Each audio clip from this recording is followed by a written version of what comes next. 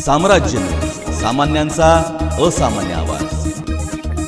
सोलापूर ते कोल्हापूर रस्त्याचं काम गेल्या 2 वर्षापासून होत आहे। हा रस्ता होत असताना ड्रेनेज आणि पाण्याच्या लाईन फुटल्या होत्या। वेळच्या वेळी ठेकेदारानं तसेच महामार्ग प्रशासनानं त्या दुरुस्त करून देणं गरजेचं होतं। महापालिका प्रशासनाचं याकडे दुर्लक्ष झालं असं भागातील नागरिकांचं म्हणणं आहे। या भागातील अनेक घरांमध्ये ड्रेनेजचं पाणी उलटं येत आहे। यामुळे पाण्याच्या दिवशी तर सर्वत्र दलदलीची स्थिती असते। आज या भागातील नागरिकांच्या संतापाचा उद्रेक झाला। कोणीच लक्ष घालत नाही म्हटल्यावर 100वर रहिवासी रस्त्यावर उतरले आणि प्रशासनाचं लक्ष वेधण्यासाठी त्यांनी रास्ता रोको आंदोलन केलं। अखेर पोलिसांनी संबंधित अधिकाऱ्यांशी चर्चा करून ड्रेनेज पाईपलाईन दुरुस्त करून द्यावी असं सांगितलं। त्यांच्याकडून आश्वासन मिळताच आंदोलन मागे घेण्यात आलं। आंदोलन मागे घेण्यात आलं। अगदी बरोबर आहे।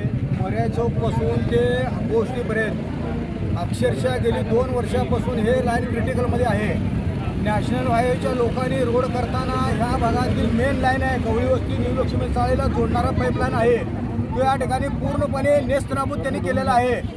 या ठिकाणी हायवेच्या सर्व कॉन्ट्रॅक्टरनी मिळून आमची पाईपलाईन फोडलेली आहे, पूर्ण ड्रेनेज लाईन फोडलेले आहेत, या ठिकाणी चेंबरसुद्धा फोडलेले आहेत। या भागाचा जो जाणारा पाणीचा जो प्रवाह आहे तो ह्या लाईनवरच असताना ह्या लाईनवर या ठिकाणी रोड आणि कॉन्क्रीटकरण केलं असल्यामुळे या भागाचा पाणी प्रश्न या ठिकाणी ड्रेनेजचा एवढा मोठा गंभीर झालेला आहे। घराघरांनी महिला मिश्रित या ठिकाणी पाणी आहे।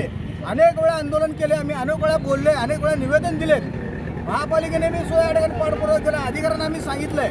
नॅशनल हायवेच्या लोकांनी या ठिकाणी पूर्णपणे दुर्लक्ष केलेलं आहे। निश्चितपणे या ठिकाणी महिला रस्त्यावर उतरून आंदोलन करत आहेत, महिला रडत आहेत, महिला आजारी पडलेल्या आहेत।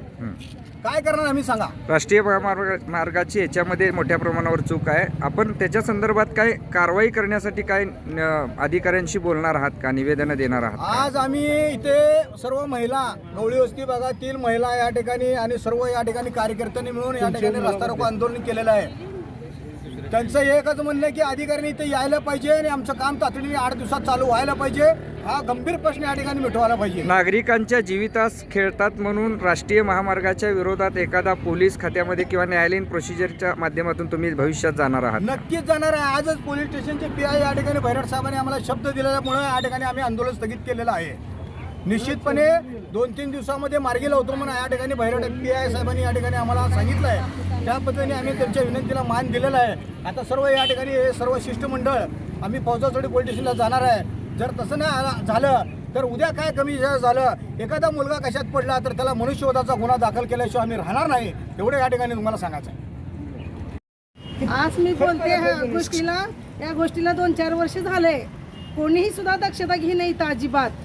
मग आतापर्यंत आम्ही असंच काढालोय, ते 4 वर्ष होऊन गेले। या गोष्टीला कोणी मनावर धरण आहे, कोण आम्हाला काही सुद्धा आव्हान गेलं तरी पण आमची तक्रार घे नाही। ती लोकप्रतिनिधी येतात ना, पण आम्हाला उत्तर देत नाहीत ना त्यांनी। बर, मग आता त्यांना उत्तर दिलं तर मी त्यांनी काय बोलूच शकत नाही। आम्ही तिथपर्यंत गेलो। आम्ही कशामुळं हे अडचणी यायला लागली त्यांना आता केंद्र सरकार काय माहिती आपलं कशामुळे अडचण आम्हाला आहे, त्यांनी काही सांगू शकले नाहीत आम्हाला। आता काय अडचण आहे तुम्हाला? अडचण सगळ्या ड्रेनेजचं सगळ्या घरात पाणी चालले आमच्या। हे जर आजारी काय झालं तर त्यांनी आम्हाला जबाबदारी घ्यावी लागेल सगळ्या गोष्टीची। किती दिवस झाला? या गोष्टीला 4 वर्ष झाले आता। मग बघा आता तुम्ही मग ही निर्णय घ्यायला पाहिजे आज।